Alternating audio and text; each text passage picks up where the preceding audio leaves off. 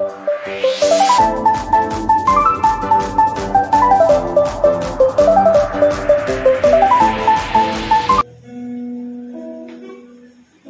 besar Engkau Allah kami, Allah Immanuel, Bapa yang telah mengutus anaknya untuk mati bagi kami dan mengirimkan Roh-Mu yang kudus tinggal di dalam hati kami. Terima kasih. Pagi hari ini kami mau membuka hati kami untuk dipenuhi dengan kebenaran-kebenaran firman. Berbicaralah ya Tuhan kepada kami lewat hamba-Mu. Berbicara kepada kami pribadi lepas pribadi, agar setiap firman yang kami dengar dapat meneguhkan iman kami, menguatkan kami, menolong dan menopang kami. Biarlah firman-Mu ya Tuhan menegur kami, mengingatkan kami, agar kami kembali bergantung penuh kepada-Mu. Berbicaralah kepada kami ya Bapa, kami siap mendengar. Di dalam nama Tuhan Yesus Kristus kami sudah berdoa. Haleluya. Amin. Selamat pagi semuanya. Salam. Salam. Puji Tuhan. Saudara-saudara, hari ini kita mau belajar supaya kita dapat tetap berdoa sekalipun kita berada di dalam tekanan berkepanjangan, tekanan yang terjadi terus-menerus di dalam kehidupan kita, yang seolah-olah Tuhan tak menjawab doa kita, seolah-olah Tuhan berdiam diri, seolah-olah Tuhan tidak mempedulikan kita, padahal Dia adalah Allah yang peduli. Apakah kita akan berputus asa ketika hal itu terjadi, ataukah kita akan tetap terus berdoa? Mari kita membaca Alkitab kita dari Mazmur pasal yang ke-13. Tolong diatur.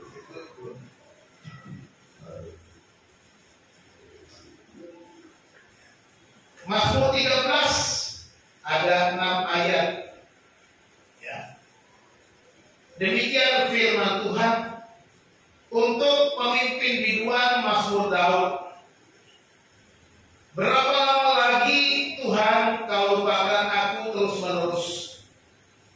Berapa lama lagi kau sembunyikan wajah-Mu terhadap aku? Berapa lama lagi aku harus menaruh kekhawatiran dalam diriku dan bersedih hati sepanjang hari? Berapa lama lagi musuhku meninggikan diri atasku? Pandanglah kiranya, jawablah aku ya Tuhan Allahku. Buatlah mataku bercahaya, supaya jangan aku tertidur dan mati. Supaya musuhku jangan berkata, aku telah mengalahkan dia, dan lawan-lawanku bersorak-sorak apabila aku goyah. Tetapi aku, kepada kasih setia-Mu aku percaya. Hatiku bersorak-sorak karena penyelamat-Mu. Aku mau menyanyi untuk Tuhan, karena Ia telah berbuat baik kepadaku. Amin. Demikian firman Tuhan. Bapak Ibu yang dikasih Tuhan, beberapa waktu yang lalu kita tahu kita juga mengalami wabah COVID atau pandemi COVID, coronavirus yang berkepanjangan sekitar 2-3 tahun. Pada akhir 2019 sampai tahun 2023 kita masih merasakan wabah ini begitu menakutkan. Setiap hari kita mendengar ambulans lewat di sekitar kita dengan tidak berhenti-berhenti mengantarkan pasien ataupun mayat oleh karena wabah COVID. Bahkan orang-orang di dekat-dekat kita juga ada yang dipanggil Tuhan sahabat kita, keluarga, saudara kita. Ada yang dipanggil Tuhan oleh karena wabah COVID ini. Dan itu mungkin kita berdoa terus-menerus, Tuhan, mengapa Tuhan tidak segera bertindak menghentikan wabah COVID ini sehingga kami bisa beraktivitas, menghilangkan kekhawatiran kita, menghilangkan ketakutan kita. Karena wabah COVID kita kehilangan banyak hal. Waktu kita tidak bisa bebas seperti sedia kala seperti sekarang kita boleh nikah. Seolah-olah Tuhan berdiam diri selama sekitar 2-3 tahun. Bapak Ibu dikasih Tuhan, Tuhan Yesus pun pernah merasakan ditinggalkan Bapaknya.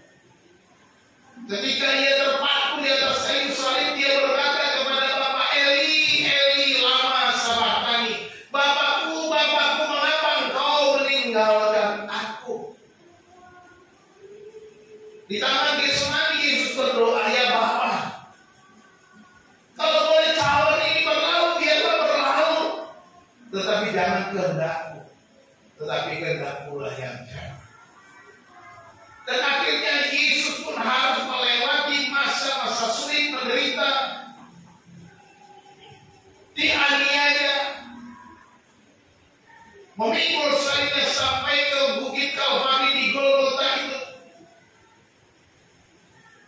dipakukan. Allah seolah-olah jauh, tak terjangkau, berdiam diri. Apakah Allah bersembunyi? Tidak. Allah memang meninggalkan karena dosa yang ditanggung oleh Yesus. Karena Allah tidak bisa bersatu dengan dosa. Daud pun banyak mengalami tekanan. Di dalam kehidupannya, Daud sudah mengalahkan Goliat, sudah diurapi menjadi seorang raja, tetapi Saul ingin membunuhnya. Daud menulis nyanyian dalam Mazmur 18, bagaimana Saul ingin membunuhnya. Bukankah Daud pilihan Tuhan? Sudah diurapi menjadi raja, mengapa dia harus mengalami tekanan? Apakah Daud ditinggalkan oleh Allah? Di sanalah Daud terus belajar untuk bersandar dan bukan hanya Saul yang membunuhnya. Ada anaknya Absalom mengkudeta dia.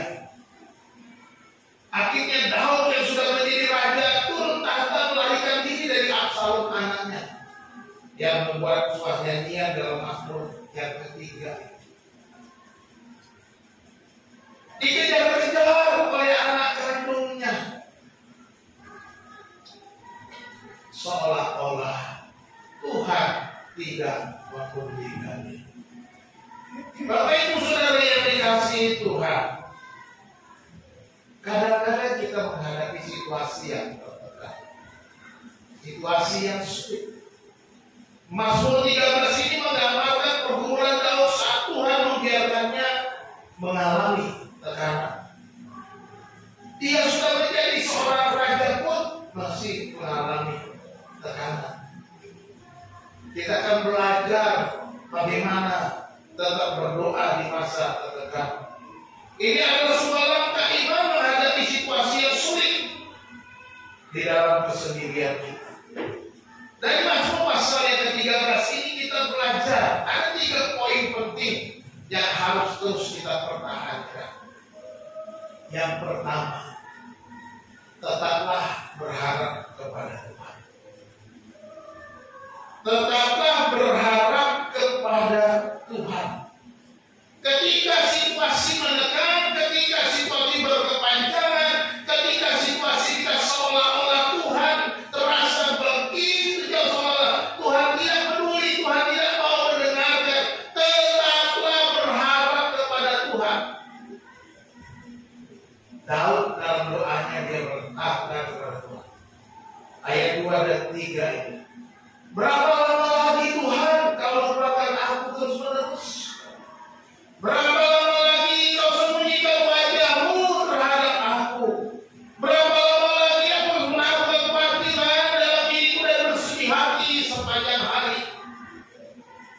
Berapa lama lagi musuhku meninggikan diri? Saudara-saudara, ini menggambarkan situasi betapa tertekannya Daud, betapa dia menanti-nantikan pertolongan Tuhan, betapa dia mengharapkan terus bercampur tangan Tuhan di dalam kehidupannya, sehingga dia datang kepada Tuhan. Dia bertanya, berapa lama lagi?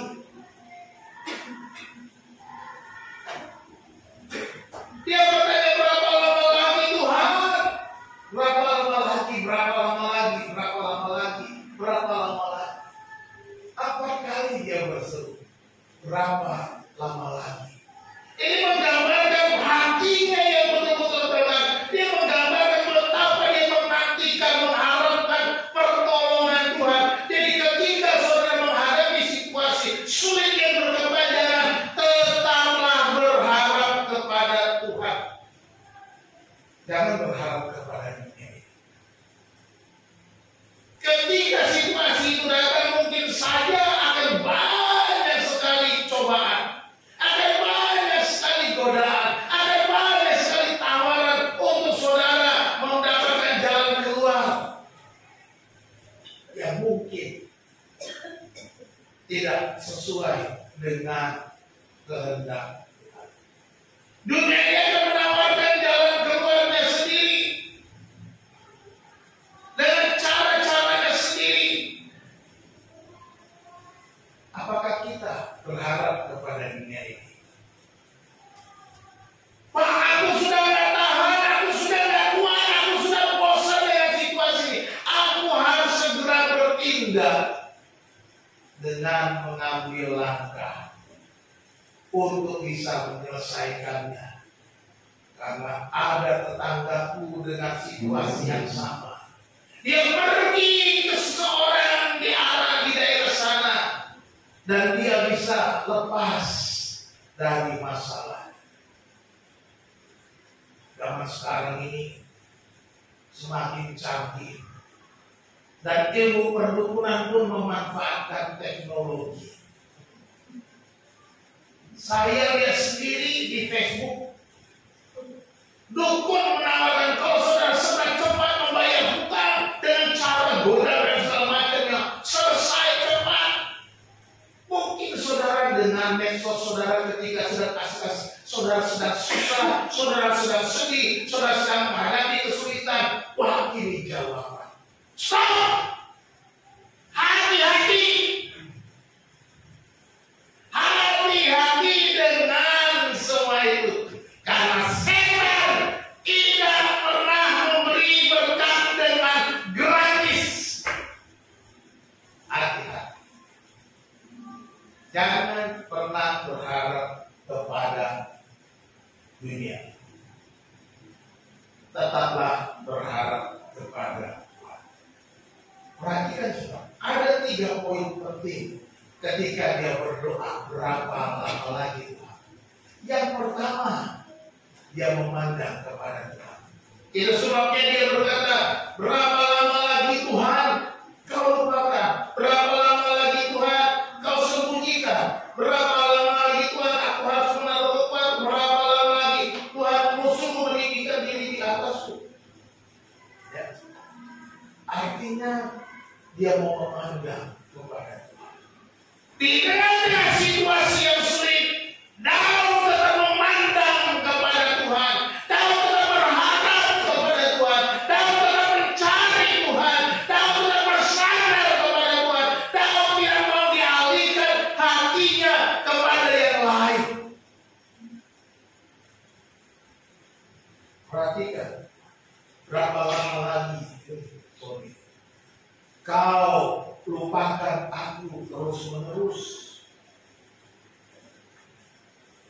Dia tahu bahwa Tuhan tidak akan pernah melupakan anak-anaknya, orang yang dipilihnya, orang yang dikasihnya.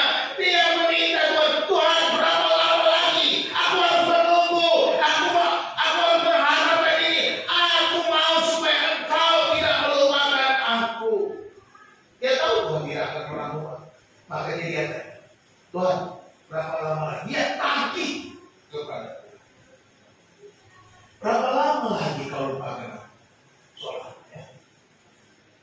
Yang kedua, berapa lama kau sembunyikan wajahmu?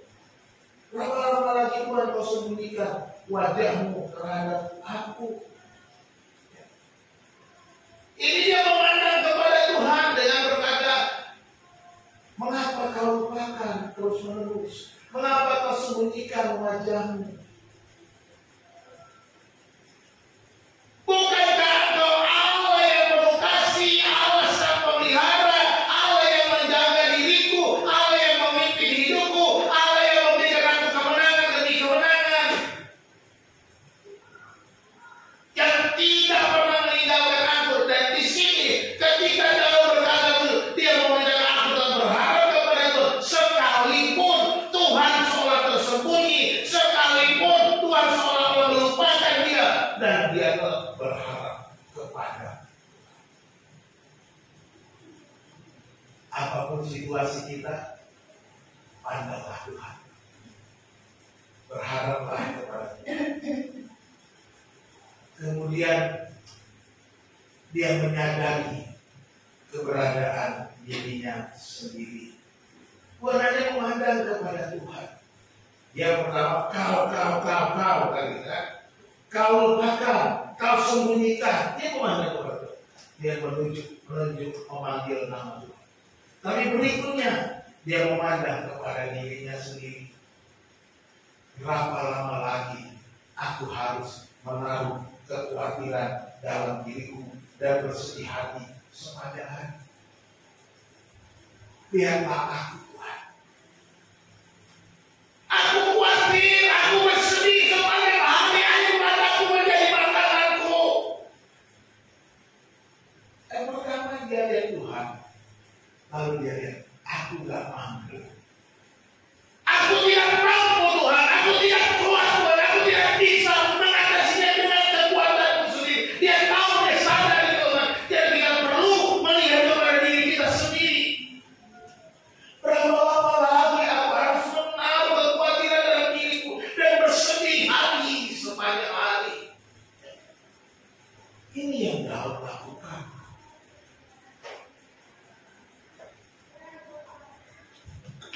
Ini menunjukkan bahwa dia menyadari apapun yang dihadapinya benar-benar tertekan, tidak mampu diatasi dengan kekuatannya sendiri. Sekalipun dia seorang yang berpengalaman, sekalipun dia seorang yang pernah menang melawan Goliat yang besar, sekalipun dia pernah melawan orang-orang yang hebat, tetapi ia tidak mau merasa bahwa dia kuat, dia hebat. Semua kemenangan, semua yang diperoleh, semua capaian kemenangan itu, semuanya glorifikasi untuk Tuhan. Semuanya karena Tuhan, bukan karena aku. Itu sebabnya aku khawatir, aku sedih hati sekarang. Siapa kita? Apakah kita kuat? Kita adalah manusia yang lemah. Kita perlu juga berteriak, menangis kepada Tuhan. Tuhan, ini aku tak mampu lagi. Katakan seluruhnya dengan Tuhan, apa yang kau alami. Katakan isi hatimu kepada Tuhan, ada kau berharap kepadanya. Tuhan, engkaulah pengharapanku, aku tidak mampu, aku tidak bisa, aku hanya membutuhkan Tuhan di setiap langkah. Anda dulu kepada Tuhan, minta kepada Tuhan. Tuhan lihat, kau melupakan, kau menyembunyikan. Artinya sebenarnya engkau tidak akan melakukan itu. Ini sebuah paradoks yang diungkapkan oleh Daud. Tuhan tidak mungkin melupakan, Tuhan tidak mungkin menyembunyikan itu. Berapa lama lagi? Berapa lama lagi juga aku harus khawatir? Berapa lama lagi juga aku bersedih hati sepanjang hari ya Tuhan? Sadar diri. Dan yang ketiga, dia baru kemudian memandang kepada musuhnya. Barulah dia terlihat lawan-lawannya. Dia bertanya, berapa lama lagi musuhku meninggikan diri atas. Dia sudah memandang Tuhan melihat dirinya yang lemah. Dia lihat musuhnya begitu sombong, musuhnya begitu merasa di atas angin, merasa sudah lebih hebat. Berapa lama lagi musuhku ini meninggikan diri atasku? Dia tahu bahwa Tuhan tidak suka kepada orang yang meninggikan diri. Tuhan tahu bahwa dia tidak akan senang dengan orang yang merasa hebat, gagah. Dan Tuhan akan merendahkan orang yang meninggikan diri. Itu sebabnya Daud mulai dengan merendahkan diri dan berkata kepada Tuhan, berapa lama lagi musuhku meninggikan diri atasku? Tuhan, apakah Kau akan biarkan musuhku itu menjadi sombong, meninggikan diri, merendahkan Engkau, Allah yang itu? Akan. Kira-kira begitu. Masa Kau membiarkan orang kafir ini untuk meninggikan diri, seolah-olah dia hebat, seolah-olah dia bisa mengalahkan aku, seolah-olah dia bisa mengalahkan Engkau, Allah yang Maha Besar. Berapa lama lagi musuhku meninggikan diri? Hei, jangan sombong engkau, musuh-musuh. Tuhan akan berperkara, bukan aku. Jangan tahu, bukan aku yang berperkara, tapi dia membiarkan Tuhan bertindaklah atas musuh. Jadi kita mau lihat di sini, ketika Daud berharap, dia pandang kepada Tuhan, dia pandang kepada dirinya yang lemah, dia pandang kepada musuhnya supaya dia tetap kuat bahwa musuhnya itu adalah musuhnya Tuhan. Amin. Jadi ketika engkau mendapat musuh, jangan kau anggap itu musuhmu. Itu musuhnya Tuhan. Jadi biarkan Tuhan yang berperkara, Tuhan yang bertindak. Engkau mungkin di tempat pekerjaan mengalami kesulitan, ada temanmu yang berusaha menjatuhkan engkau. Tuhan akan berperkara. Jangan marah, jangan sakit hati, jangan membalas. Biarkan saja. Pak, enak banget dong dia kok dibiarkan. Siapa yang biarkan? Biarkan Tuhan yang balas, bukan engkau yang balas. Tangan Tuhan lebih berkuasa untuk membalas. Tangan Tuhan lebih kuat untuk membalas. Tangan Tuhan akan bertindak untuk membalas, bukan tanganmu. Itu yang paling penting. Itu yang Daud ajarkan ketika berharap kepada Tuhan. Kalau kita berharap kepada Tuhan, tapi kita yang mau melakukan tindakan itu, namanya bukan berharap kepada Tuhan, tapi berharap aku akan balas dia. Ingat aja, besok Allah sampai. Jangan begitu. Jangan. Udah kita berharap sama Tuhan, kok kita bilang aku akan balas. Lalu kita kumpulkan orang-orang yang membenci dia, lalu kita berusaha menjatuhkan dia. Sama dong kelakuan kita sama dia, sama jahatnya. Jangan sama jahatnya. Harus kita terbaik. Apa yang kita buat? Bapa, ampunilah mereka, sebab mereka tidak tahu apa yang mereka berbuat. Itu yang Yesus katakan. Supaya apa? Yang bertindak itu Tuhan. Karena kita berharap kepada Tuhan. Sebagai pesan firman Ibrani 10 ayat 23. Marilah kita teguh berpegang pada pengakuan dan pengharapan kita, sebab Dia yang menjanjikannya apa? Setia. Allah kita setia, amin. Dia menjanjikan pertolongan, amin. Dia menjanjikan jalan keluar, amin. Dia yang menjadikan jalan keluar itu setia.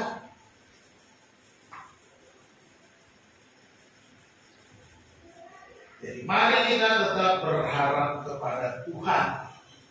Yang kedua, tetap mengandalkan Tuhan. Amin. Berharap dan mengandalkan. Tetap mengandalkan Tuhan. Ayat 4 dan ayat yang kelima. Dikatakan, pandanglah kiranya, jawablah aku ya Tuhan Allahku, buatlah mataku bercahaya supaya jangan aku tertidur dan mati, supaya musuhku jangan berkata aku telah mengalahkan dia, dan lawan-lawanku bersorak-sorak apabila aku goyah. Mengandalkan Tuhan. Poin ini masuk ke dalam doa permohonan Daud. Kalau tadi semua pendahuluannya, berapa lama lagi itu baru pendahuluan doanya. Datang kepada Tuhan pengharapan. Sekarang dia mau menyatakan imannya bahwa dia mau mengandalkan Tuhan dengan doa permohonan. Ya. Ada 3 perspektif. Nah, tadi lagi 3 lagi. 3 kali 3, 9.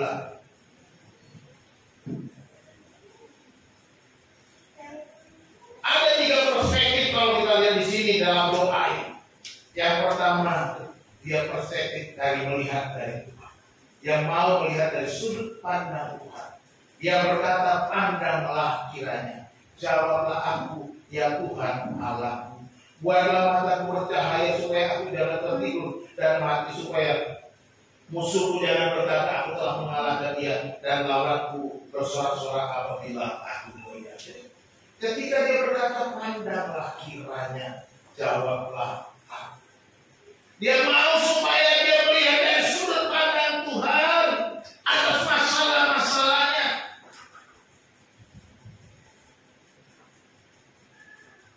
Tuhan melihat, pandanglah Tuhan. Dan dia juga mau sebagaimana apalagi aku mau memandang bagaimana penderitaan yang dialami Daud ini, supaya itulah Tuhan bertindak. Pandanglah kiranya aku, jawablah aku.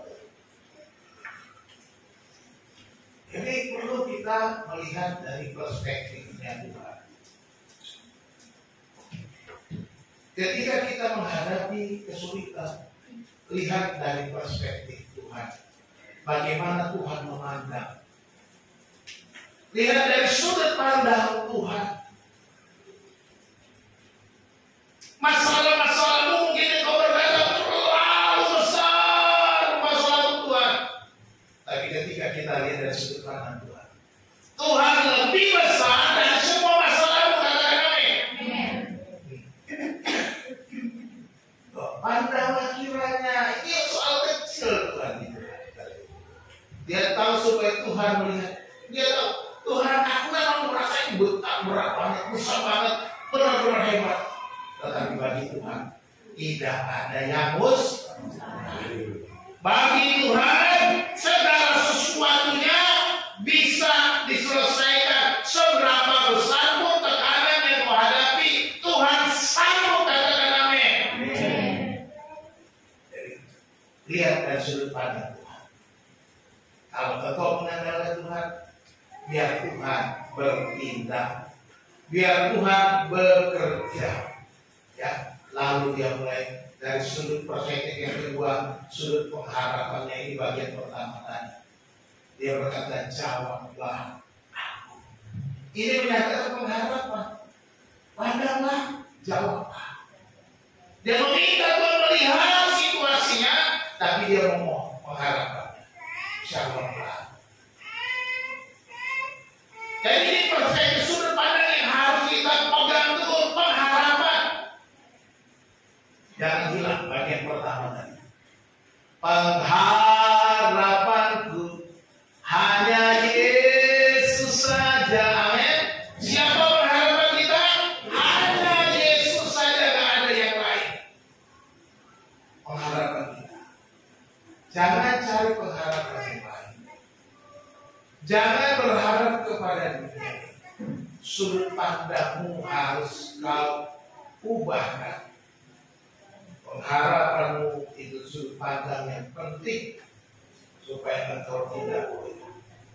lalu baru kemudian dari perspektif dirinya sendiri, dari sudut pandang dirinya. Buatlah mataku bercahaya, ya. Buatlah mataku bercahaya. Pandanglah aku, jawablah aku, buatlah mataku bercahaya. Ini melihat. Kenapa? Dia mau supaya ada kemenangan, ada sukacita. Makanya dikatakan supaya jangan aku tertidur dan mati, supaya musuhku jangan berkata aku telah mengalahkan dia dan lawanku bersorak-sorak apabila aku goyah. Nah, Daud tidak mau supaya dia mati matanya redup, ketakutan, kalah. Dia mau supaya dia bangkit kembali, buatlah matamu, meminta supaya Tuhan membangkitkan kembali kehidupan, supaya dia bisa menghadapi musuhnya dengan pertolongan Tuhan, dengan mengandalkan Tuhan, sehingga musuhnya tidak akan bersorak-sorak atas dirinya, sehingga musuhnya tidak merendahkan dia, sehingga musuhnya tidak mengecilkan Daud, tetapi dia percaya Tuhan akan bertindak, Tuhan akan bekerja. Aku mau mengandalkan Tuhan di dalam segala situasi yang tidak menyenangkan ini. Inilah yang harus kita buat di hadapan Tuhan. Tetaplah mengandalkan Tuhan. Ini permohonannya. Jangan lemah.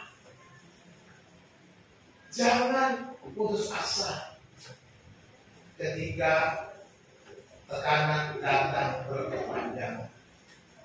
Ingatlah Yesus mengajarkan supaya kita tidak jemu-jemu berdoa.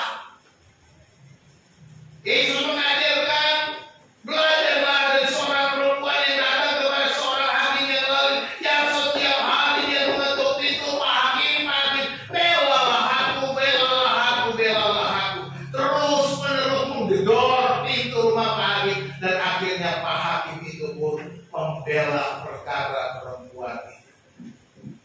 Dan Yesus berkata, camkan apa yang diperbuat oleh hakim yang melalui itu. Bukankah Bapamu yang di sorga akan bertindak dan tidak menunda-nunda untuk menolong engkau? Hakim yang lain bisa berubah pikiran, berubah hatinya. Terlebih Bapa di sorga, Bapa yang penuh kasih, Bapa yang penuh belas kasihan, Bapa yang penuh pengertian, Bapa yang peduli, Bapa yang mengasihi kita, yang memilih kita, yang mengangkat kita sebagai anaknya. Dia tidak akan menunda-nunda untuk menjawab air matamu. Tidak akan menunda-nunda menjawab kesedihanmu. Tidak akan menunda-nunda menjawab masalahmu. Dia akan segera bertindak. Andalkan Tuhan. Andalkan Tuhan. Supaya kita bisa tetap bertahan di dalam situasi-situasi yang sulit yang terjadi. Ayat firman Tuhan yang terkenal, Yeremia 17 ayat yang ke-7. Mari kita baca bersama-sama. Diberkatilah orang yang mengandalkan Tuhan, yang menaruh harapannya pada Tuhan. Haleluya. Diberkatilah orang yang mengandalkan Tuhan. Jelas sekali. Orang-orang yang mengandalkan Tuhan akan diberkati. Orang-orang yang menaruh harapan pada Tuhan akan diberkati. Jadi harapanmu jangan berubah. Andalkan Tuhan. Tanda engkau penuh dengan pengharapan. Langkah yang ketiga,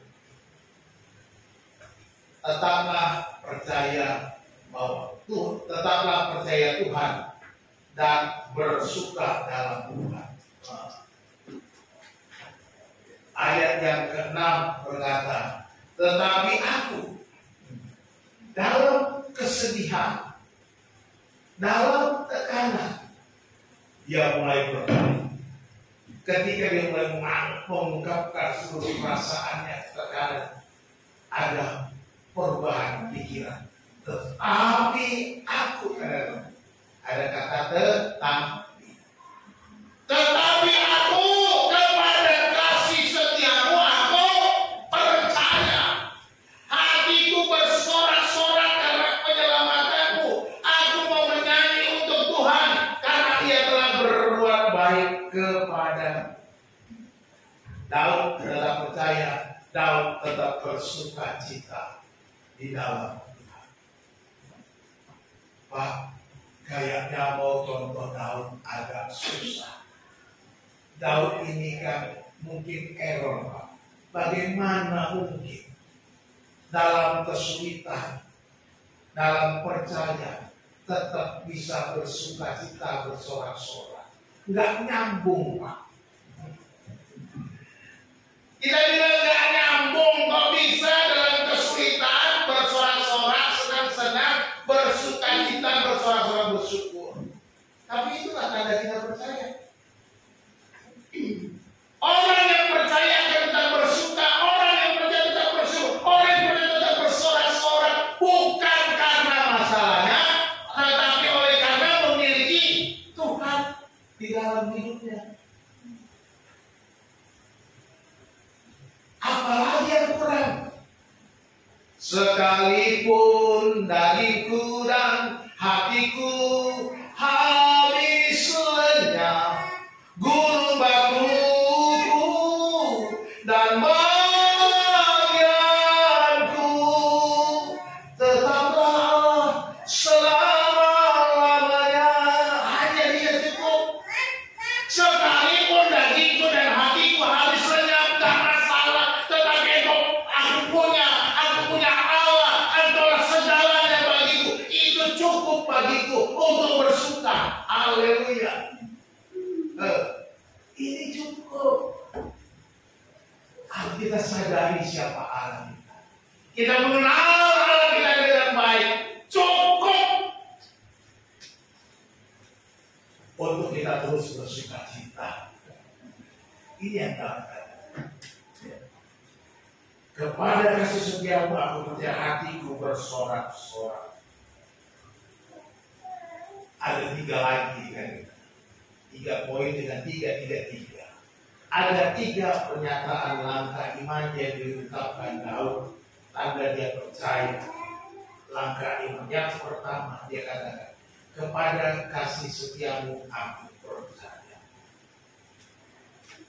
Dia percaya kepada kasih setia Tuhan, bahwa kasih setia Tuhan tidak berubah. Kasih setia Tuhan, hesed-nya Tuhan, belas kasihan-nya Tuhan, mercy-nya Tuhan, anugerah Tuhan, kemurahan Tuhan, keajaiban Tuhan ada dan tidak akan pernah hilang. Ini yang Daud pegang. Kasih setiamu yang kurasakan apa? Lebih tinggi dari langit biru. Amin.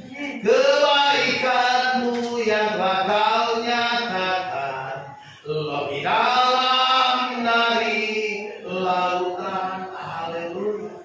Kasih setia Tuhan itu begitu luar biasa. Makanya dia, kepada kasih setiamu aku percaya. Ini tandanya dia beriman, tidak mau berubah hatinya. Dia percaya kasih setia Tuhan itu tidak akan pernah berubah. Kasih setia Tuhan tetap sama di tengah-tengah situasi suka maupun keadaan sulit, keadaan duka. Kasih setia Tuhan tetap sama.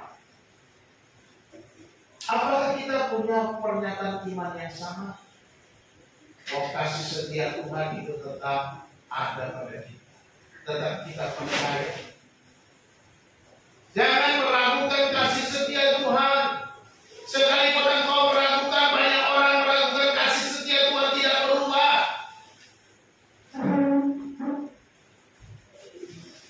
Dia tetap mengasihi kita. Belas kasihannya tetap diarahkan kepada kita. Yang kedua, pernyataan kedua, dia kata hatiku bersorak-sorak karena penyelamatan. Ini bersuka. Bukan hanya mengungkapkan aku percaya, tapi dia bersuka. Ini tanda orang beriman bahwa dia bersorak-sorak karena Tuhanlah penyelamatnya, Tuhanlah juru selamatku, Tuhanlah pemenangku, Tuhan yang memberikan kamu jalan keluar, Tuhan yang memberikan keselamatan menghadapi segala persoalan musuh-musuhku. Bersorak-sorak. Tanda kita hidup beriman. Kita bisa bersorak karena kita beriman Tuhan itu penuh kasih setia. Jadi kita bersorak bukan karena masalah yang kita hadapi, masalah yang bisa datang terus-menerus, masalah yang menekan kita, tetapi kita harus tetap bersyukur, bersukacita di dalam Tuhan karena kita punya Tuhan lebih daripada segala-galanya. Ini yang kita tahu. Hatiku bersorak-sorak karena penyelamatanmu, katanya. Jangan larut dalam kekhawatiran. Jangan larut dalam ketakutan. Jangan larut dalam kesedihan. Jangan larut di dalam keterpurukan dan berkata, sudah tidak ada lagi pertolongan bagiku. Bangkit, bersoraklah, bersukacitalah, karena aku mempunyai Allah yang perkasa, Allah yang hidup, Allah yang maha kuasa, Allah El Shaddai. Bersukacitalah ketika masalahmu bertambah berat, bertambah besar. Dan yang ketiga, sebagai langkah iman dia kata, aku mau menyanyi untuk Tuhan karena Dia telah berbuat baik kepadaku. Oh, haleluya. Ya. Bersorak-sorak dan aku mau menyanyi untuk Tuhan karena Dia telah berbuat baik kepadaku. Halo? Ketika kesulitanmu datang, ingatlah kebaikan Tuhan. Amin. Ingat kebaikan Tuhan. Oh, kemarin aku ditolong Tuhan, Tuhan baik. Hari ini pasti Tuhan tolong. Amin. Minggu lalu, setahun yang lalu, COVID yang melewati, Tuhan menolong aku. Dia baik bagiku. Hari ini juga Dia tetap baik bagiku. Amin. Aku mau menyanyi Tuhan. Haleluya. Puji Tuhan. Terima kasih Tuhan. Nyanyikan pujian untuk Tuhan. Jangan larut dalam kesedihan. Ya. Jangan larut dalam kesusahan. Karena Dia telah berbuat baik. Mari kita ingat kebaikan Tuhan. Ketika kita mengingat kebaikan Tuhan, kita akan bangkit pengharapan kita. Kita akan tetap bersukacita, kita akan bersorak-sorak dan kita mau tetap percaya kepada Tuhan. Jadi jangan lupakan kebaikan Tuhan. Seringkali kita terpuruk karena kita dikuasai kekhawatiran, ketakutan, masalah ini terus menekan kita. Kita lupa kebaikan Tuhan di masa lalu. Kita lupa sebenarnya tiap-tiap hari ada kebaikan Tuhan yang kita rasakan. Lupa karena kita pikir kita dikuasai masalah. Jadi jangan dikuasai masalah. Tapi ingatlah kebaikan Tuhan. Karena Ia telah berbuat baik kepadaku. Jadi inilah langkah iman, tetap percaya dan bersuka di dalam Tuhan. Jangan pernah mundur. Jangan pernah putus asa. Tapi tetaplah mengandalkan Tuhan. Sebagai ayatnya. Mazmur 37 ayat 5 kita baca sama-sama. 2, 3. Serahkanlah hidupmu kepada Tuhan dan percayalah kepadanya dan Ia akan bertindak. Percayalah kepadanya dan Ia akan bertindak. Haleluya. Percaya. Ingat kebaikan Tuhan. Sebagai orang beriman, jangan terus sedih. bangkit, nyanyikan pujian, tinggikan Tuhan, agungkan Tuhan, muliakan Tuhan. Bapak Ibu kalau mau PowerPoint-nya nanti saya kirim, supaya bisa kirim-kirim ayatnya sudah.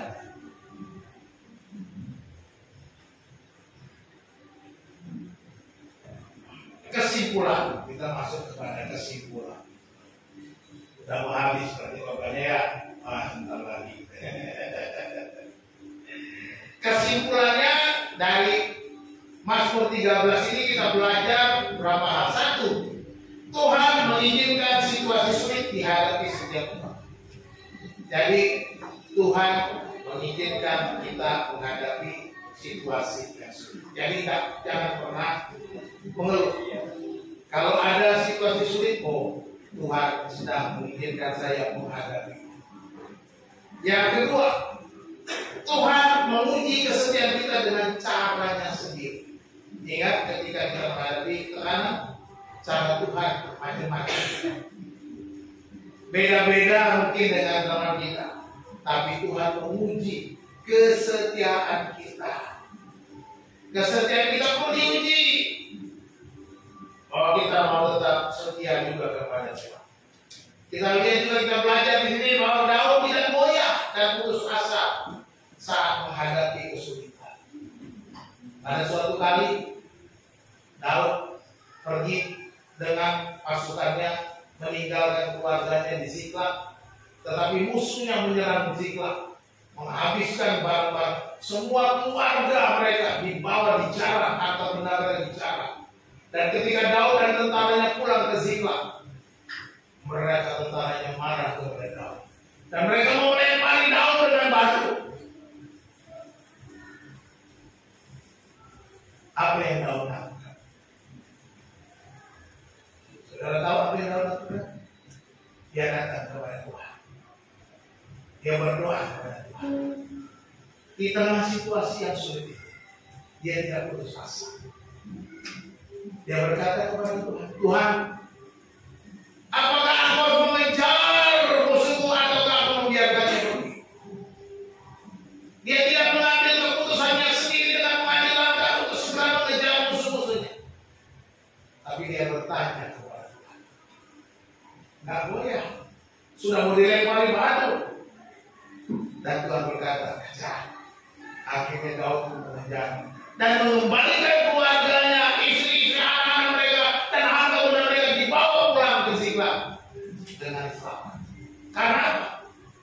Karena Tuhan andalannya Daud. Tidak ada yang lain. Daud tidak goyah, tidak putus asa menghadapi situasi yang sulit. Dia punya Tuhan. Dia dapat tanya Tuhan. Dia tanya Tuhan. Ya. Yang keempat, kesimpulan keempat, Tuhan tidak pernah meninggalkan anak-anaknya berjalan sendirian. Ingat baik-baik. Tuhan tidak akan pernah meninggalkan saudara berjalan sendirian. Dia Allah Immanuel. Dia yang menyertai saudara di setiap langkah saudara. Ketika saudara berjalan, saudara tidak sendiri. Saudara ada bersama Tuhan. Ketika air matamu tercurah, saudara tidak sendiri, ada Tuhan di sana. Ketika saudara menghadapi hati yang pahit, kalau saudara tidak sendiri, ada Tuhan di sana. Ketika saudara mengalami berbagai macam tantangan, saudara tidak sendiri, ada Tuhan di sana. Tuhan tidak akan pernah meninggalkanmu. Itu yang Tuhan lakukan. Dan kesimpulan kelima, teruslah berdoa meskipun seolah Tuhan tampak jauh, seolah Tuhan berdiam diri, seolah Tuhan bersembunyi, seolah Tuhan tak menjawab, seolah Tuhan menganggap saudara sepi. Tetaplah berdoa. Apa yang harus dilakukan kalau gitu? Pertama, yang kita lakukan, milikilah mesbah doa. Milikilah mesbah doa setiap hari di hadapan Tuhan. Ini hal penting. Ini berulang-ulang harus saya katakan. Kalau tanpa mesbah doa, kita akan kalah, kita akan lemah. Saudaraku, tanpa mesbah doa, saudara akan mengambil keputusan yang salah. Roh Kudus nak bekerja dengan kekuatanmu sendiri, tapi dengan orang-orang yang selalu ada mesbah doa yang mesra. Tuhan bekerja melalui orang-orang yang merendahkan diri di hadapan Tuhan di dalam mesbah doanya. Ingat, milikilah mesbah doa setiap hari. Jangan putus asa. Jangan kendor. Berdoa. Yang kedua, jangan pernah berhenti berdoa, sekalipun harus saudara menunggu lama. Nantikan Tuhan, nantikan terus-menerus, nantikan sampai Tuhan berkarya. Nantikan Tuhan berkarya, indah pada waktunya. Amin. Tuhan akan berkarya indah pada waktunya. Jangan lemah, jangan berhenti, jangan terus merasa putus asa dan berkata sudah nggak ada jawaban lagi, sudah nggak ada jalan keluar. Hei, hati-hati. Tuhan sedang menguji engkau, Tuhan sedang melatih engkau supaya imanmu semakin kuat, supaya imanmu semakin naik, supaya kau menjadi pemenang, bahkan lebih dari pemenang. Itu yang Tuhan mau.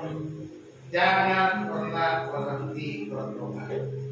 Yang ketiga yang harus kita lakukan, percayalah kepada Tuhan dengan segenap hati bahwa Ia akan menjawab pada waktu yang tepat.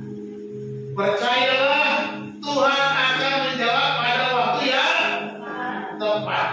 Dia tidak akan menunda-nunda. Pada waktu yang tepat, pada waktunya Tuhan, itulah yang terbaik. Bukan waktu kita, bukan kehendak kita, bukan sesuai maunya kita, tetapi sesuai maunya Tuhan. Jadi tetaplah percaya sampai Tuhan menjawab doa. Kita angkat satu pujian waktu yang tepat. Pemain musiknya nggak ada. Mari kita nyanyi. Tak selalu Tuhan jawab doa, namun Dia beri yang terbaik di waktu yang tepat. Ayo, kok malah turun? Ya kita nyanyi. Tak selalu, ya. Dua. Tak selalu Tuhan menjawab doa, namun Dia beri yang terbaik di waktu yang tepat. Izinkanlah Tuhan untuk bekerja, yang mustahil menjadi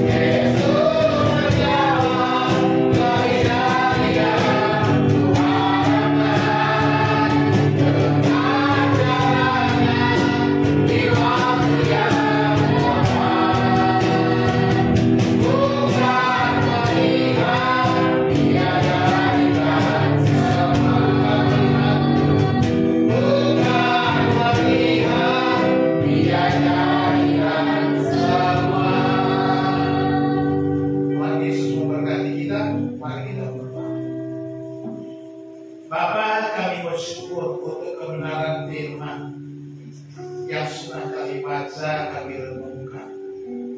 Terima kasih kami boleh belajar dari hamba-Mu Daud ketika dia menghadapi situasi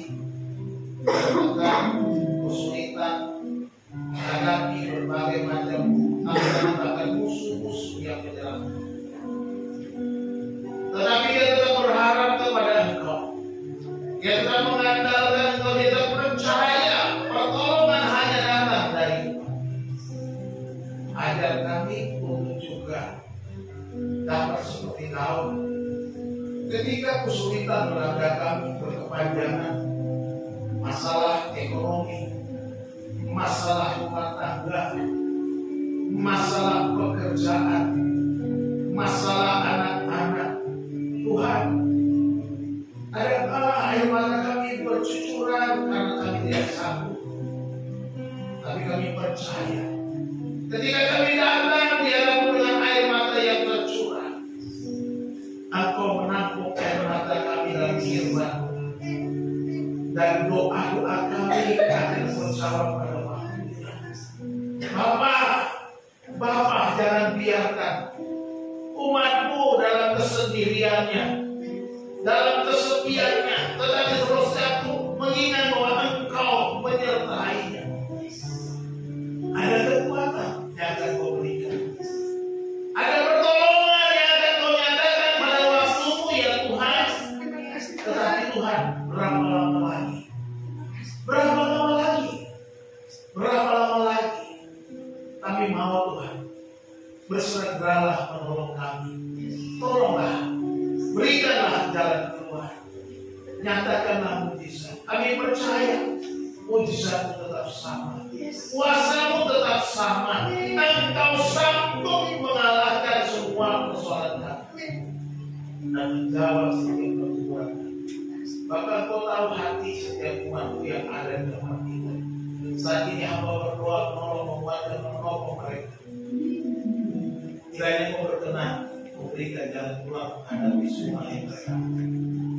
Terima kasih Tuhan, berkati kami. Terima kasih Roh Kudus, biar Kau terus bekerja bagi kami, menyatakan kemurahan, kebaikan, dan kesetiaan-Mu di dalam hidup kami. Terpujilah nama-Mu. Di dalam Kristus Yesus hamba berdoa. Haleluya. Amin.